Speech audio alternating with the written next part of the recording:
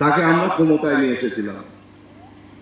তারপর যত দিন গড়িয়েছে, যত বেলা হয়েছে, আমরা দেখছি কি ধর্মীয় মেরুকরণের রাজনীতি উনি কিন্তু শুরু করলেন। কিরকম ভাবে যে একটা সম্প্রদায়, তাদেরকে আমাদের মাননীয় মুখ্যমন্ত্রী বলছেন দুধের গায়। দুধের গায় মানে ও দুধ দেয়, ওর লাথি আমি খাবো। তাহলে আমরা সনাতনীরা আগামী দিনে কোথায় যাব? ভাববেন না একবার? আবার বাংলাদেশ, আবার বিচ্ছিন্ন আমরা, এবার কোথায় পালাবো? আমাদের জায়গা কোথায় আছে? জায়গাটা কোথায়?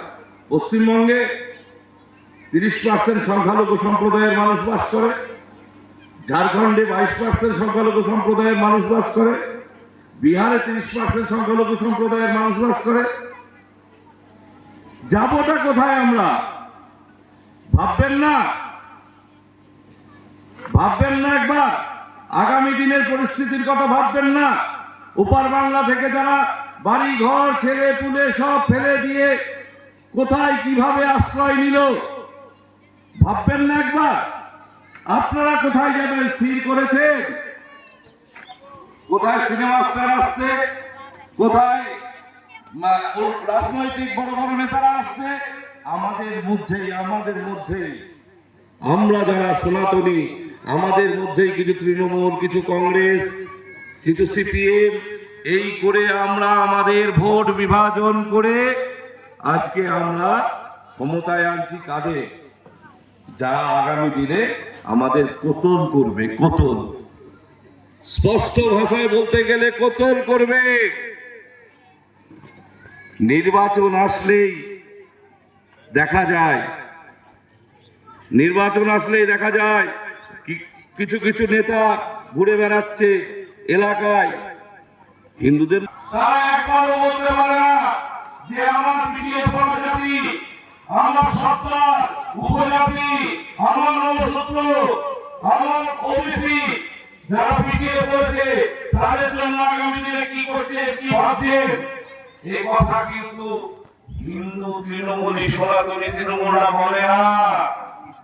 তারা কোথায় মাটি আছে, কোথায় বালি আছে, কোথায় কি ভাগ পাবো, কোথায় রাশি সাহেব বাড়ি গেলে 2 বিঘা জমি পাবো, এই চিন্তা ভাবনায় তারা ব্যস্ত। তারা কিন্তু আমাদের থেকে বিচ্ছিন্ন। একটা বিচ্ছিন্ন এরা আমাদের থেকে বিচ্ছিন্ন। ভাবতে হবে আগামী দিনে সনাতনীদের। যদি না ভাবে, দেখবেন আগামী দিনের পরিস্থিতি। আমার 50 বছর বয়স হয়ে গেল, আমি আমার পঞ্চায়েতে দেখেছি, আমার পঞ্চায়েতে জনসংখ্যা ছিল সনাতনীরা 65%, সংখ্যালঘুরা 35%। সেইখানে দাঁড়িয়ে বাড়িয়াগ্রাম পঞ্চায়েতে আজকে আমি দেখি যে সনাতনীরা 55%, 54%, তারা 47-48%। ভাবু ধর্মীয় গ্রুপটা কোথায়? তাদের ভাবনাটা কোথায়? তারা কি ভেবে আগামী দিনে চলতে চাইছে? আমরা যদি আজকেও যদি না বুঝি, আজকেও যদি আমরা না ভাবি, আগামী দিনে দুধ গড়া মনসা গাছতে কোথায় পুজো করবে? পাহাড়ের উপরে গিয়ে করবেন না মরুভূমিতে গিয়ে করবেন? আমাদের স্পষ্ট বক্তব্য, ধর্ম বাঁচানোর লড়াইয়ে আমরা যারা ভেগাবেন আছি, আমরা ধর্ম বাঁচানোর লড়াইয়ে আমরা থাকবো, আপনাদের পাশে থাকবো। একটাই দল, ভারতীয় জনতা পার্টি, যে সনাতনী হিন্দুদের কথা হবে, যে সনাতনী হিন্দুদের আগামী দিনের সুরক্ষার কথা হবে। নরেন্দ্র মোদী সংখ্যা নেই, সে কার কথা হবে? আজ আপামর ভারতবর্ষের সনাতন মানুষের কথা হবে। ভাববেন না আগামী দিনে এই শিবমন্দির আলিয়ে বা এখানে কোন জায়গায় কীর্তন হচ্ছে, মাইকটা খুলে দিয়ে চলে যাবে?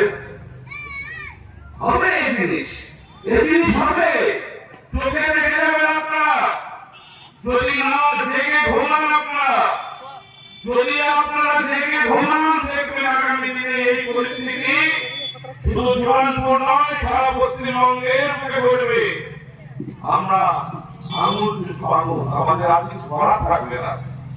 মাত্র 14 বছরে যে পরিণতি বাংলায় করেছে, লাস্ট 5 দিন আগে মহেশতলা ঘটনা ভাবুন, আর আইতে তুলসী মন্দির ভাঙছে, লুঙ্গিপুরের আটলাই দিয়ে তুলসী মন্দির ভাঙছে, তাও আমাদের সহ্য করতে হচ্ছে।